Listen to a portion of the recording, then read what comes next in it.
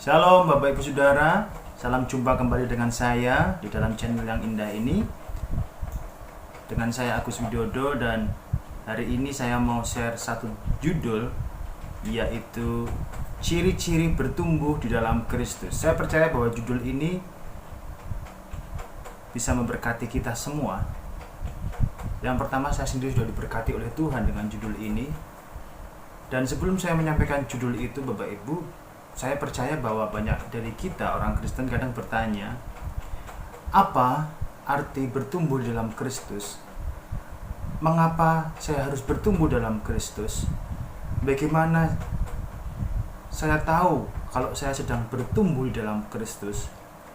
Nah, pertanyaan yang seperti demikian banyak terjadi atau banyak terdapat di dalam diri orang-orang Kristen. Dari semua pertanyaan-pertanyaan tersebut, saya berpikir kadang, kalau tidak tahu jawabannya, bisa saja mengambil kesimpulan sendiri, atau mungkin oleh karena ketidaktahuannya, kemudian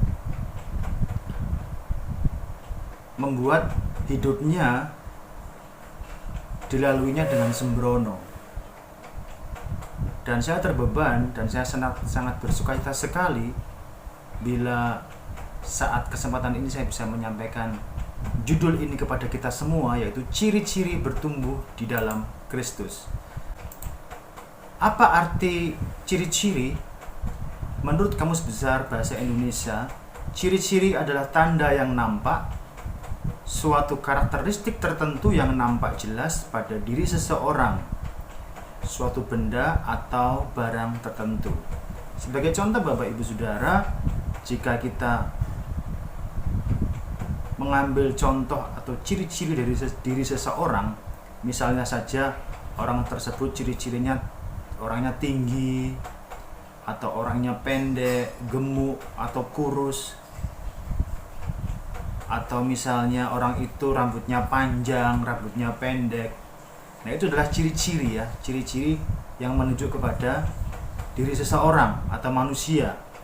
Kalau kita bicara ciri-ciri tentang suatu benda, maka kita bisa ambil contoh beberapa benda ya, misalnya meja.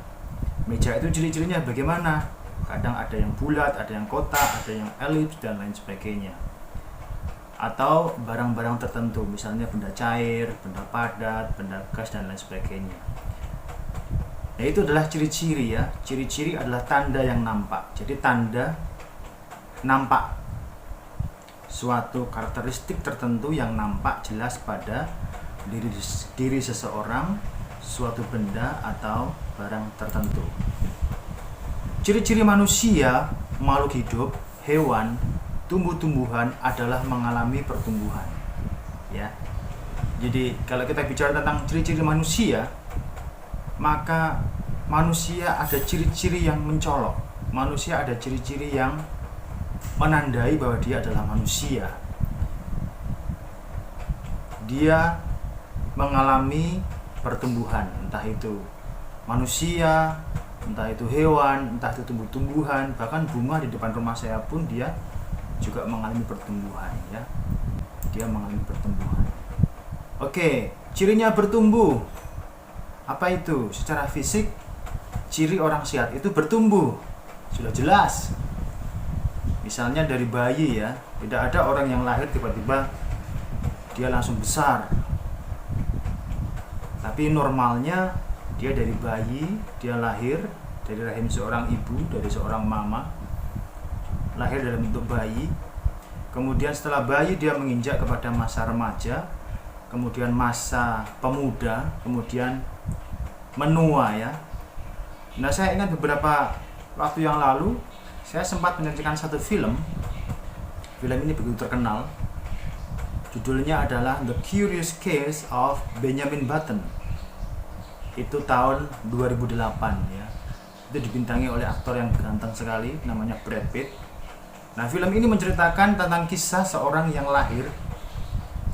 Dia lahir memang bayi, lahir dari seorang ibu memang bayi, tapi umurnya sudah tua. Ya, umurnya sudah tua.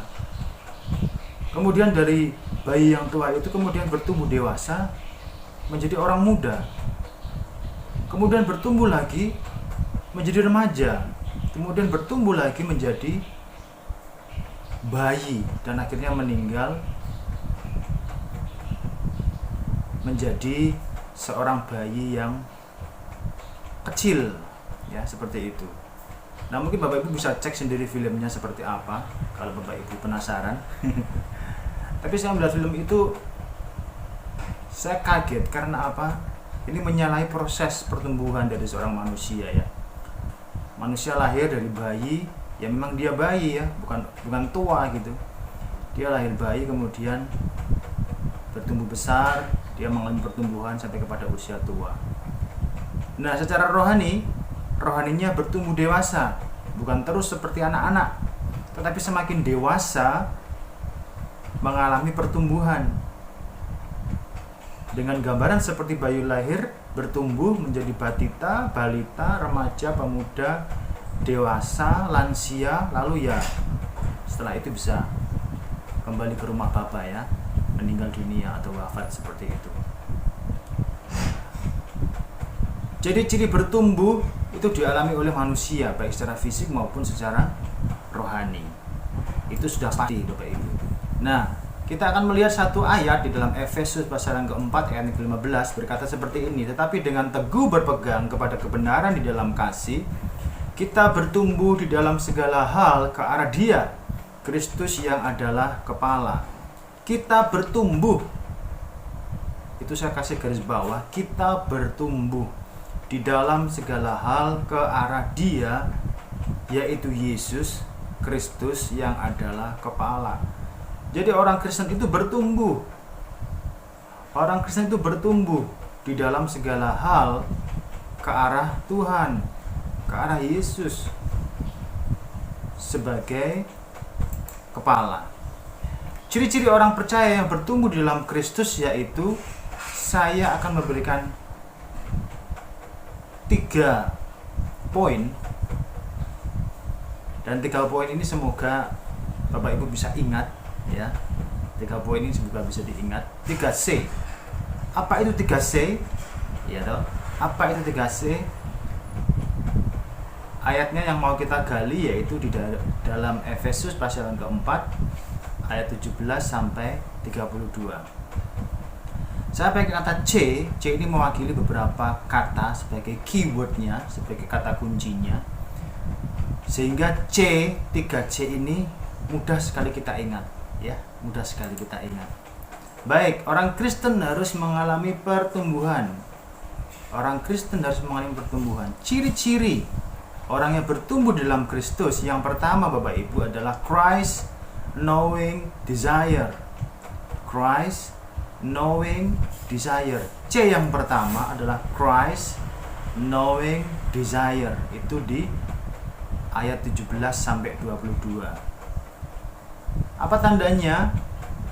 Dia memiliki hasrat mengenal Kristus. Contohnya seperti apa? Membaca Alkitab dengan tekun. Nah, budaya kita orang Indonesia ini sangat mungkin, bukan saya bilang anti, tapi tidak terbiasa tuh membaca, ya. Saya berharap juga nanti ke depan budaya membaca ini bisa kita terima sehingga menjadi sebuah kebiasaan yang baik, ya. Membaca Alkitab dengan tekun. Orang yang bertumbuh dalam Kristus, dia memiliki hasrat mengenal Kristus. Caranya bagaimana? Bagaimana kita bisa mengenal Kristus? Membaca Alkitab dengan tekun. Kalau kita ditanya secara jujur, sudahkah membaca Alkitab PL dan PB? Ya, mungkin kita akan berkata, ya mohon maaf, saya baru beberapa ayat saja. Saya masih sibuk, saya masih belum ada waktu untuk baca Alkitab.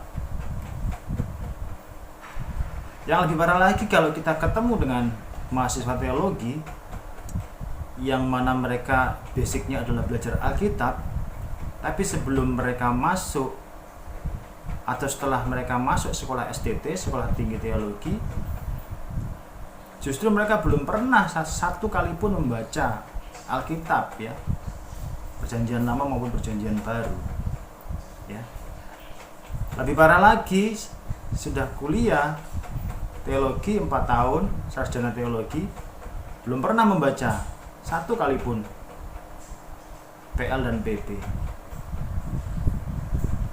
Bagaimana bisa dibilang Christ knowing desire? Bagaimana bisa memiliki hasrat mengenal Kristus kalau membaca Alkitab saja kurang tekun, ya, kurang tekun. Bersekutu dengan orang-orang percaya lainnya, ini adalah komunion, ya, persekutuan. Orang yang memiliki hasrat mengenal Kristus, cirinya dia bersekutu dengan orang percaya lainnya. Dia bukan penyendiri, dia mau bersekutu bersama-sama dalam persekutuan, dalam ibadah. Ya mungkin saat ini ibadah kita masih dilakukan secara online, ya, tapi kalau kita ketemu secara online pun itu juga bersekutu, ya, persekutuan. Ada grup-grup WA, ada materi-materi firman Tuhan yang kita bisa saksikan di dalam internet, YouTube streaming dan lain sebagainya. Banyak media. Kalau kita belum bisa bertemu, pasti ada cara lain yang mana kita bisa tetap mendengar firman Tuhan. Kita tetap bisa bersekutu dengan orang percaya yang lainnya. Christ knowing desire juga ditandai dengan mendengar tentang Dia. Apa yang hari-hari kita dengar, Bapak Ibu Saudara? Apakah kita mendengar berita-berita yang buruk? Apakah kita suka mendengar berita-berita yang tidak baik?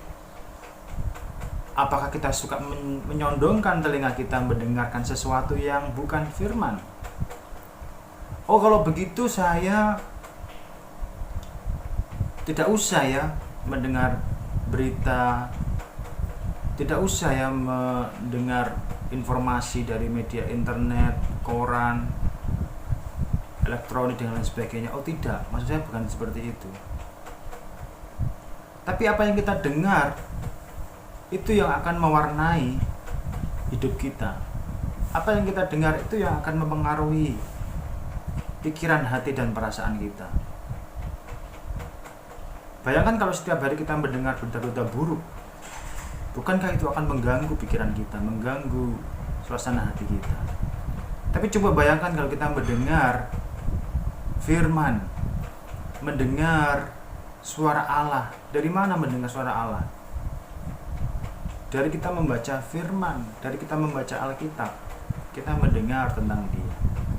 Memiliki hasrat mengenal Kristus, menerima pengajaran di dalam Dia, taat melakukan firman Tuhan, meninggalkan manusia lama.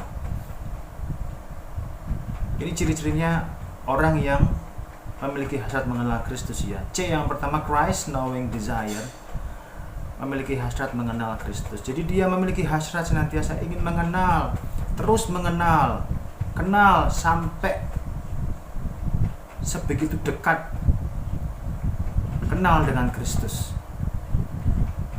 Tapi berlawanan dengan orang yang tidak percaya sama Kristus, ya, sungguh lain sekali. Cirinya tidak mau mengenal Tuhan, tidak mau mengenal Allah. Manusia tidak anti Allah, tidak anti Tuhan, ya, tapi anti Kristus. Manusia itu tidak anti Tuhan, karena manusia mencari Tuhan, ya, pada dasarnya mencari Tuhan. Entah Tuhan siapa, saya tidak tahu. Banyak Tuhan. Tapi mereka anti Kristus. Pikirannya sia-sia. Di dalam ayat itu kata sia-sia, bahasa Yunaninya, bahasa aslinya adalah matai oti atau purposelessness, tanpa tujuan. Purposelessness, tanpa tujuan.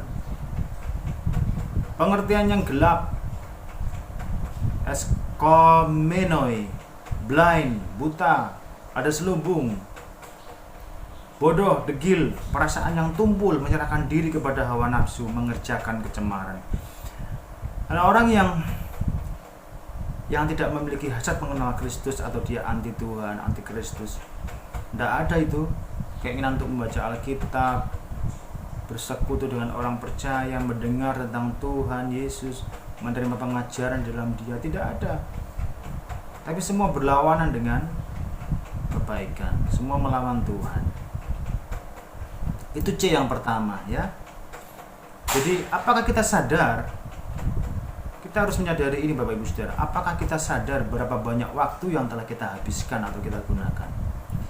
Manusia itu diberikan waktu yang sama, yaitu satu hari sebanyak 24 jam ya. 1 jam 60 menit dan 1 menit adalah 60 detik. Manusia di belahan bumi manapun menerima waktu yang sama, yaitu 24 jam.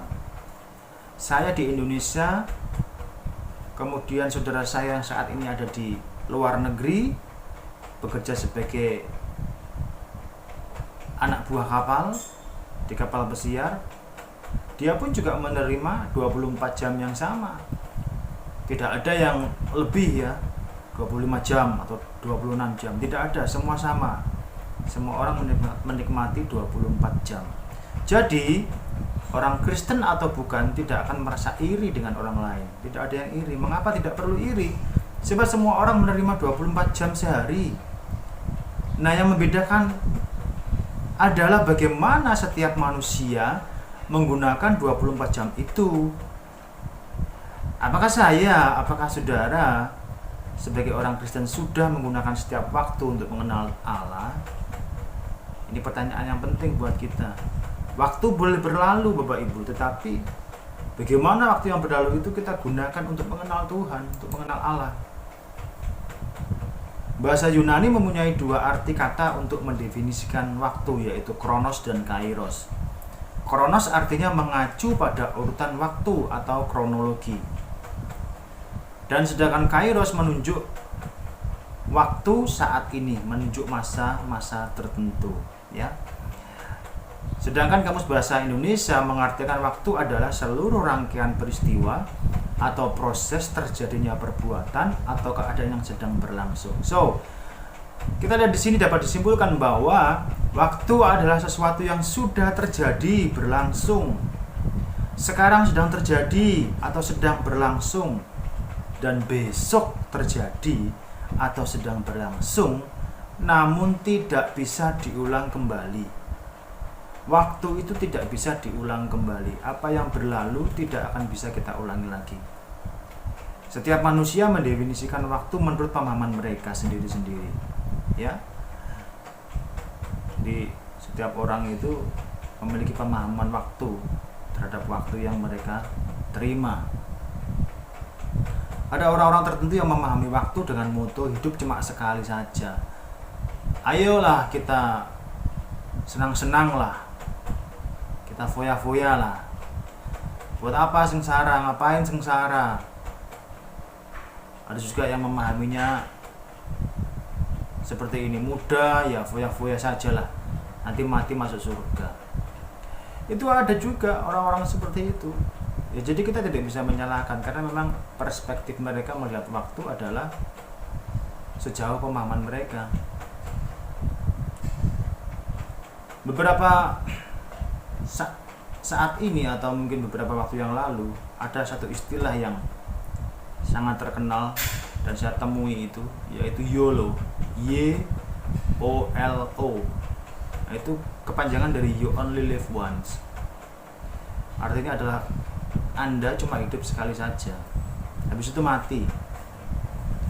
Anda cuma hidupnya itu sekali saja di dunia ini, habis itu mati, itu selesai. Ya, jadi ya senang-senang lah. Jadi ya senang-senang saja lah. YOLO, You Only Live Once. Ini adalah moto favorit dari iblis, dari setan ya. Sudah bisa cek itu di April and Wayne Show. Itu di industri musik Illuminati. Illuminati itu satu organisasi pemujaan setan ya. Organisasi pemuja setan, pemuja iblis. Jadi mereka memang menjaring orang-orang muda, menjaring orang banyak untuk datang kepada iblis dan menjadikan iblis sebagai Tuhan mereka. Sangat merusak sekali. Sangat merusak sekali. Nah, Bapak Ibu Saudara, jika Tuhan Yesus sekarang bertanya kepada Anda, kepada saya, apa jawab Anda? Pertanyaannya seperti ini. Mau berapa lama hidup di bumi ini? Artinya menuju kepada sampai kapan ya? Sampai kapan mau hidup di dunia ini? Mau sampai umur berapa hidup di bumi ini? Saya berandai-andai misalnya pertanyaan ini ditujukan kepada saya, Agus, kamu mau berapa lama hidup di bumi ini? Wah, ini pertanyaan yang menurut saya, kalau ini yang tanya langsung Tuhan, saya mesti jawab apa ya?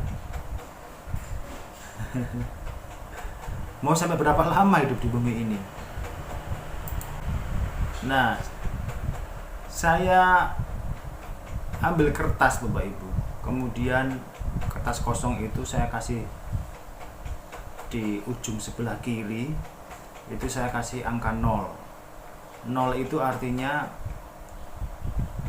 waktu atau masa atau umur saya 0, yaitu dihitung dari saya lahir di bumi ini, saya lahir di dunia ini, saya umur 0. Kemudian dari umur 0 itu saya menginjak kepada ulang tahun yang pertama, ulang tahun 1, 2, ulang tahun yang ke-17, ke-20, sampai hari ini ulang tahun ke-43 tahun. Nah, misalnya Tuhan tanya kepada saya, saat ini saya umur 43 tahun, Agus, kamu mau umur berapa lama lagi di dunia ini? Saya ditanya seperti itu misalnya, ya saya akan mengajukan proposal ya kepada Tuhan. Tuhan, kalau boleh saya hidup sampai usia 80-an lah, 80 gitu. 80 tapi sehat, tidak sakit-sakitan. Saya maunya seperti itu. Kalau ditanya sama Tuhan, saya maunya sehat sampai umur 80.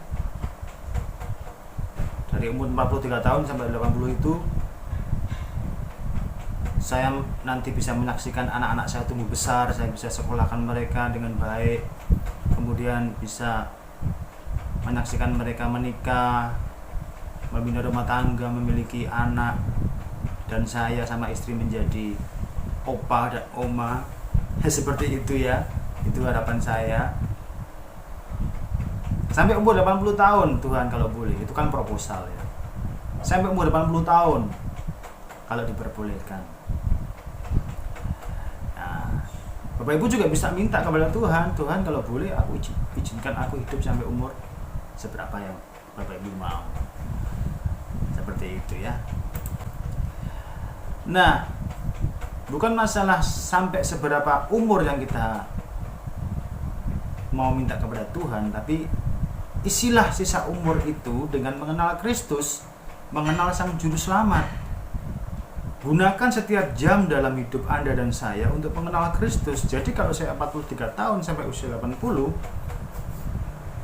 masih ada beberapa tahun-tahun yang bisa saya lewati, dan saya mau isi setiap hari, setiap minggu, setiap bulan, setiap tahun yang akan saya lewati sampai umur 80 tahun untuk mengenal Kristus, mengenal Sang Juru Selamat. Itu yang terpenting.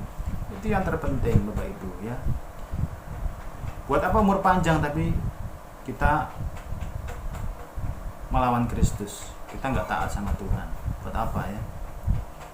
Oke, itu C yang pertama, Christ knowing character. Sekarang C yang kedua, ciri-ciri bertumbuh di dalam Kristus apa?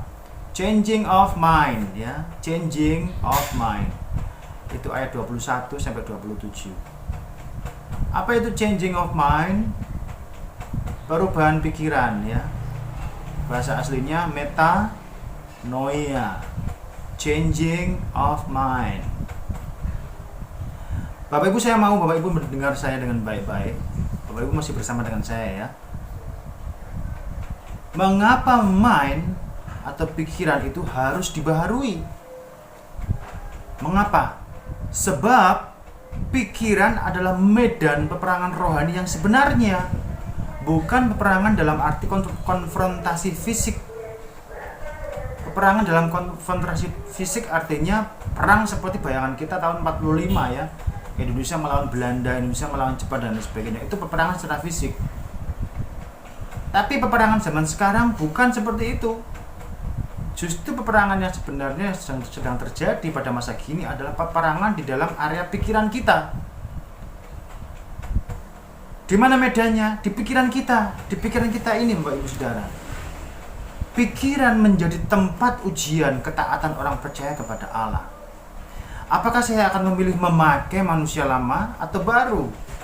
Ketika saya menghadapi sebuah situasi, saya memilih yang mana? Saya taat kepada Allah,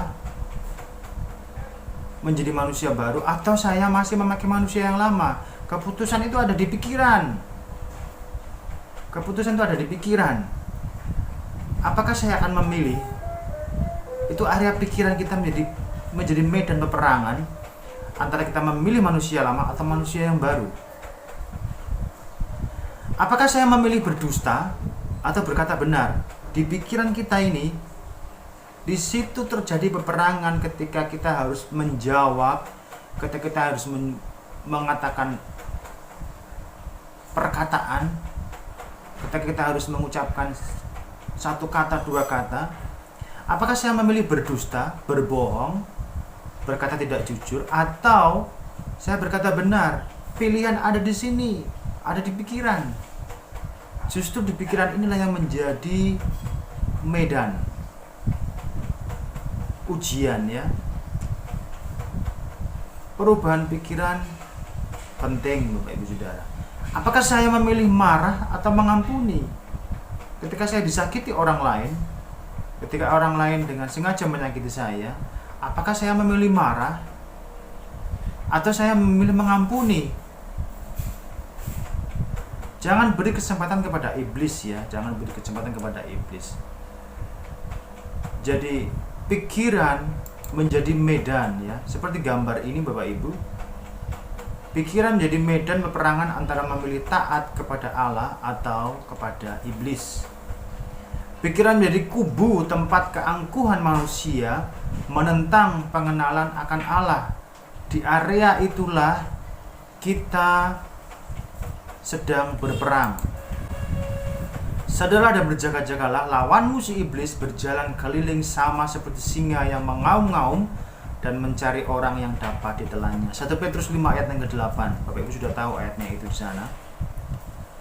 Sadarlah, berjaga-jagalah, lawanmu tetanggamu, bukan. Lawanmu teman kantor, bukan. Lawanmu keluargamu, istrimu, anakmu, suamimu, bukan. Lawanmu adalah si iblis, berjalan keliling sama seperti singa yang mengaum-ngaum dan mencari orang yang dapat ditelannya. Hati-hati, ya Bapak Ibu Saudara. Oke. Ciri-ciri bertumbuh di dalam Kristus yang ketiga. C yang ketiga adalah character of Christ. Ayat 28 sampai 32. Ada dua macam karakter akhir zaman yang bekerja keras pada diri manusia. Yang pertama, karakter Kristus. Hendaklah kamu dalam hidupmu bersama menaruh pikiran dan perasaan yang terdapat juga dalam Kristus Yesus, yang walaupun dalam rupa Allah tidak menganggap kesetaraan dengan Allah itu sebagai milik yang harus dipertahankan, melainkan telah mengosongkan dirinya sendiri dan mengambil rupa seorang hamba dan menjadi sama dengan manusia, dan dalam keadaan sebagai manusia ia telah merendahkan dirinya dan taat sampai mati, bahkan sampai mati di kayu salib. Karakter Kristus itu apa? Mengosongkan diri, mengambil rupa seorang hamba. Apa itu? Rendah hati. Itu karakter Kristus, rendah hati, Bapak Ibu Saudara. Itu karakter Kristus.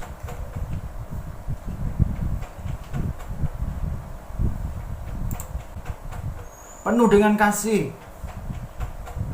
Kadang kita belum memahami secara sepenuhnya, ya, apa itu kasih.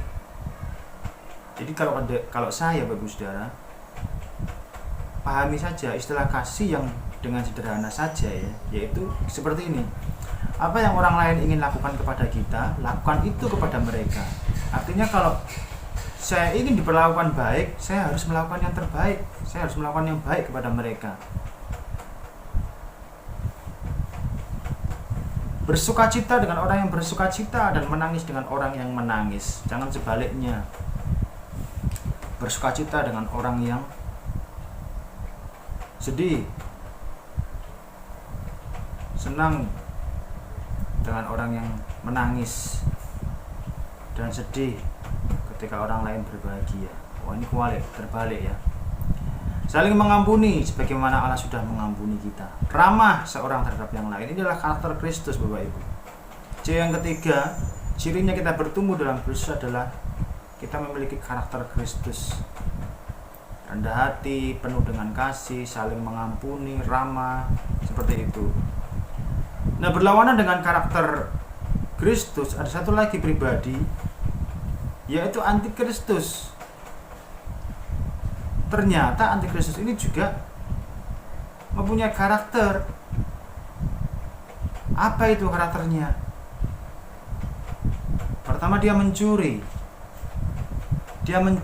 Iblis datang untuk mencuri dan membunuh. Ada perkataan kotor keluar dari mulut.